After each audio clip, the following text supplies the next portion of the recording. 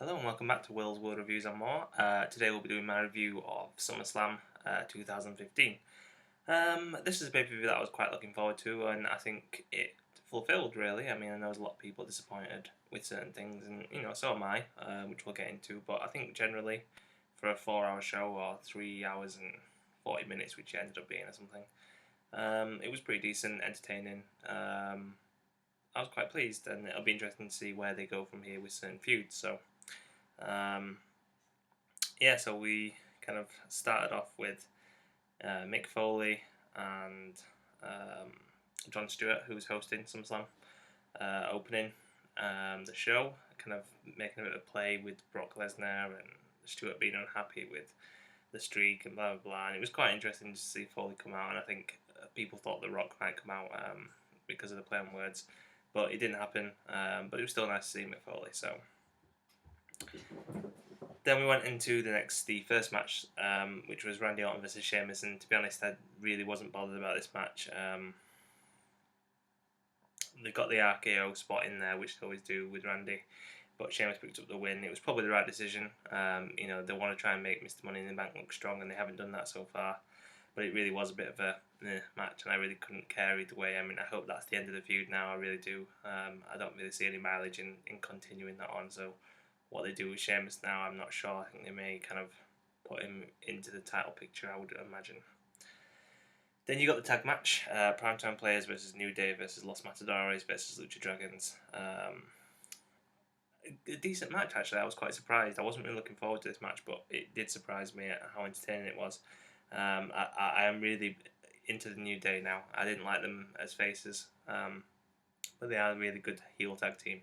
I don't quite buy Kofi as a heel. There's something about him which doesn't scream heel to me, but Biggie and Xavier Woods definitely. But they're doing it. They're doing well with it, and they won obviously, and it's nice to see the titles back on them. I don't really reckon much to Lucha Dragons. I think they're okay. They've got some interesting moves, a bit innovative. Los Matadores are just poor. I'm not sure where the Primetime Players go from here. Whether they try and evoke their kind of rematch clause. But it always seems like they make Titus look really strong. Darren Young not so much. So I think long term they'll probably end up splitting them up again. I think Titus is due a big push because he is a beast, and I think they'll put him in the mid card. I really do. I think he might even get the US title or in the Continental title. I mean, the Titus O'Neil versus Ryback feud could be interesting. So we'll see where that goes. Rusev v Ziggler, again a match I wasn't too interested in. I'm really not a big fan of Dolph Ziggler. I don't know why. It's similar to Daniel Bryan. I appreciate how much hard work they put in, but I don't really have a connection to them. I know a lot of people do, and that's probably a bit of a controversial thing. But same with Daniel Bryan, I'm not really bothered about Ziggler. I just don't like him. That ended in a double KO, that match, which was a bit of a naff ending. It was interesting to see Summer and Lana go at it. It looks like they're probably just going to go somewhere along down the line into a mixed tag match, which will be interesting. But again, it's a bit of a feud that's a bit stale already, so I'm not sure where they're going to go with that and see what happens really. Neville and Stephen Amell versus Stardust King Barrett. The trailer beforehand was embarrassing, cheesy, didn't like it. Amell did okay to say he's not a professional wrestler, some good moves in there. Neville eventually won with the Red Arrow. Pretty straightforward. Everyone knew that was going to happen. So, that's that. Big Show versus Ryback versus Miz for the IC title. It's actually quite entertaining. I wasn't expecting much from this match either, but, interesting. Big Show pulling out some decent moves that we've not seen him before. But Ryback won in the end. But it was a bit of an anticlimax after all the kind of... build up to that and the spots and stuff, and whether they continue this feud on, I think they probably will for a bit. I'm not sure whether they'll continue it on to Night of Champions, but we'll see what happens. But yeah, I mean, I think as we'll get into the secondary titles, as it were, are going to be even more important now. Then you had Reigns and Ambrose versus the Wyatts. Decent, that's the word to describe it. It wasn't anything special. We didn't have any heel turns. We didn't have any interference. It was just a decent match from four wrestlers who, are good workers. Reigns was getting some bad heat, which I think led to kind of him being knocked out for most of the match. Trying to limit that damage. Obviously, he came in and kind of helped Ambrose in the end, who got the win with Dirty Deeds. But because it was a decent match, it was entertaining. But I think they knew Reigns was going to get heat, so they just started to kind of let Ambrose do his stuff, look a bit strong, and it was effective. But as for where Bray Wyatt goes and Luke Harper, I have no idea. They're basically just jobbers now, and it is a little bit disappointing. So I think they need to end this feud. I really do, and spice it up. Maybe do a turn for Ambrose or Reigns at Night of Champions. Who knows what happens with this now? I think they are kind of just milling along with it and waiting to see what happens with everything else. Mainly this next match, obviously, which is Cena v Rollins for the US and WWE titles. Seth Rollins looked awesome in that white attire. I really hope Mattel releases a figure. they haven't released an elite figure with him from WrestleMania yet. So we're going to be a long while in the waiting before we get this SummerSlam attire. But it looked awesome. Really looks good in white. I really kind of see Seth Rollins is like a Shawn Michaels kind of guy, and I really, really am a big fan of Seth. Awesome match. It was flipped on its head because Cena got booed through most of the match, and Rollins was cheered. Whether that affected the end, I'm not sure. And obviously he's now the first ever guy to win to hold the US title and the WWE Heavyweight title at the same time. So credit to Seth Rollins. Stewart turned heel obviously and hit Cena with a chair.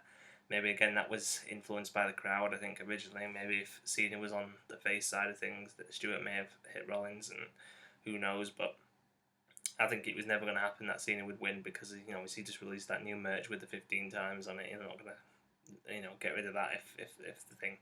But I'm really impressed with Rollins. I really hope now this is a start where they make him really look really, really strong.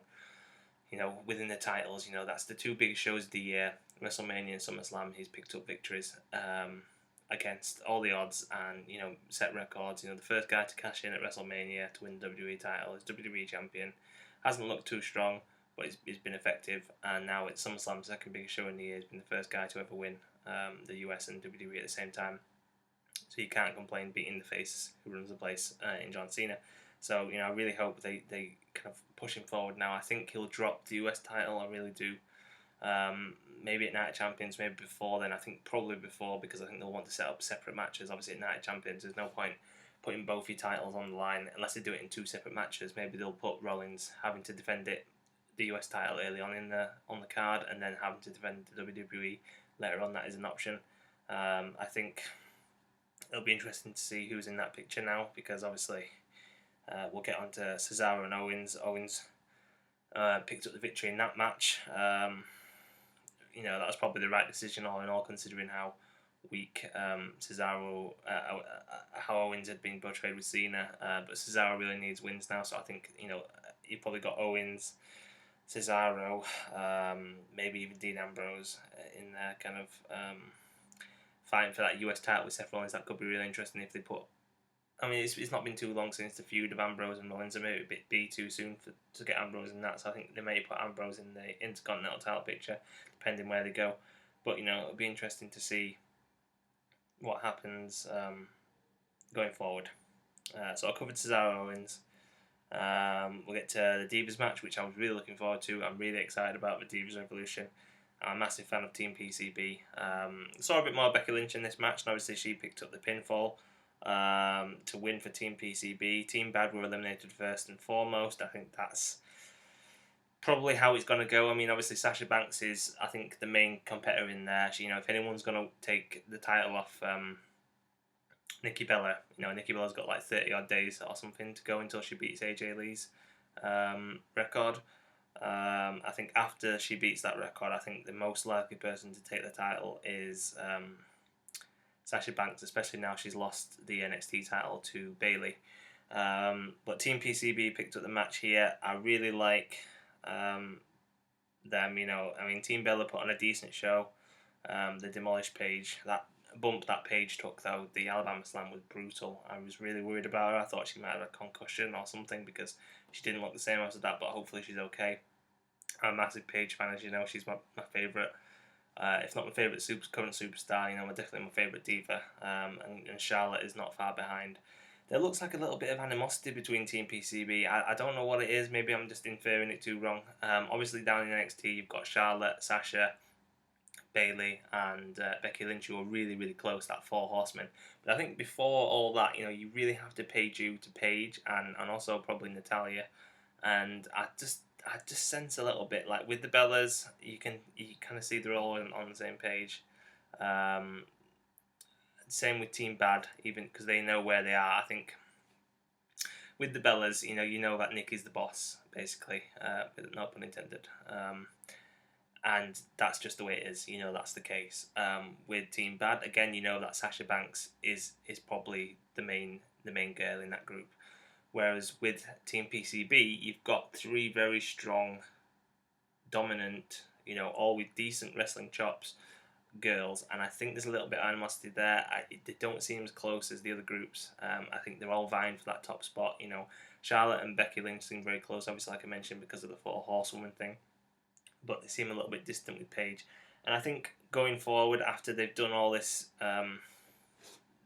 team thing, wherever they go, I think ultimately Paige has to go on her own and do it on her own again. I know it kind of goes against what she wanted and saying she wanted support, but it really doesn't look right. I think Paige needs to be that kind of AJ Lee on her own, fighting against everyone else, and it'll set up some interesting feuds, because I think, if any group's going to come apart, I think it'll probably be Team PCB, because like I say, there does seem a little bit of animosity there in terms of who is actually the top dog, whether there's a little bit of resentment there or not, but Paige is always going to be my favourite.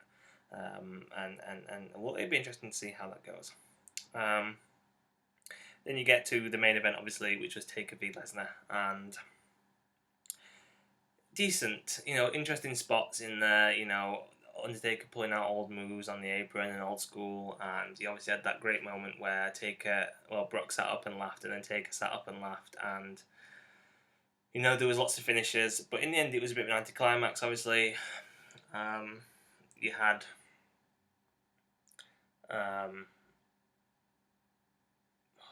I've had a bit of a mental breakdown. You had Brock getting Taker in the Chimera, and apparently tapping out, but then Brock's shoulders were down, so the timekeeper rang the bell because he saw Undertaker tap, but the referee restarted the match because he didn't see it, because he was trying to get the pin, and he got a count of one, and then Taker low-blowed Brock and put him in Hell's Gates, and Brock passed out after giving him into the bird. And then you had all the kind of, who actually is the winner, and Heyman going off, and Brock. And it was very well thought out. It was anticlimactic, but it was very well thought out to make both of them look strong. Because obviously, Taker technically got the victory in the win in the record book, so that kind of evens that up, and we'll get into that in a minute. So that's that. But at the same time, you can also say that Brock technically won because he made Undertaker tap, and also because he didn't actually tap to the Hell's Gates. It still holds up that thing that since 2000 and 13, maybe 2012. Brock hasn't tapped. He hasn't submitted. He hasn't been pinned. Obviously he's won most of his matches, but then you got WrestleMania where he was cashed in on, but he wasn't pinned, and he didn't lose the WWE title match at Battleground because it was interference, disqualification, and this one is another one where they can keep saying that and making him look strong. So it was very well thought out. Whether they now go on to do a rubber match, maybe at Night of Champions or later on, I'm not sure. It depends on how the health of Undertaker is, because there was all that thing this morning about people saying that he collapsed, and I've seen the clip that he got to the entrance stage and he collapsed, and he does. I noticed that as soon as he got out the ring, he was holding his heart. So let's hope for that it's nothing serious. Obviously, he has had previous history of collapsing against Brock at WrestleMania 30, but I think if it was genuine, I think it was serious, we would have heard something by now, like a statement by WWE. So maybe he was just selling it. Maybe it was just adding to the actual, the end of the show kind of thing. But it was off camera. And it was after the pay-per-view had gone off air, so who knows, hopefully we're waiting for an update on that. But Taker is looking old. It's just a fact of life, and I don't really see how they can do this rubber match. Maybe they could do it at WrestleMania and give him a break, but I don't see him doing it in another month for Night of Champions, because he's looking gone. I think they should do it at WrestleMania if anything, and then he can retire. In Texas, do the Hall of Fame. Who would get the victory? I think usually you say that the retiring superstar always loses. Look at Ric Flair and Shawn Michaels and the rest of it. So I think that's where they go, and I think they want to make Brock look strong. I think Undertaker's regained a bit of respect for beating Brock yesterday, technically, but I think that's what I'd do. That's what I would do. But we'll see where they go, and I guess it depends on Undertaker's health. And that's about it, really. That was the end of the show, and it was a decent pay-per-view. Like I said, it was entertaining. I'm glad I stayed up for it. Definitely worth it. It hit the spot. Like I said, interesting now to see where they go. And I'm looking forward to Night of Champions. I've never watched a Night of Champions pay-per-view, but it does sound like one I really like, because obviously all the belts have been defended, and I always like that. I always like a lot of title matches, so definitely something to look forward to. And that's on September 20th, so not too long. Other things to mention, Stone Cold podcast coming up with Edge and Christian. Can't wait for that. That's going to be awesome. Really can't wait. I love Edge and Christian. I'm a massive Christian fan and a massive Edge fan, and Stone Cold as well, obviously. So it'll be interesting to see them together, talking about their history together and apart. And obviously Stone Cold's podcasts are awesome anyway. So there's no date for that yet, but I'm really looking forward to it. And just the awesome 2K16 advert with the Terminator, where they took that off, that was amazing, with Dean Ambrose, Eva Marie, Paige, and Daniel Bryan. It was really good. And that's about it, guys.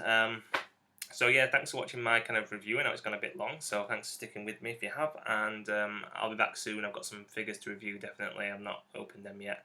Some really exciting stuff to show you, so I'll be back with that probably later on this week. So thanks for watching. Keep liking, subscribing, and commenting, and I'll see you soon. Peace.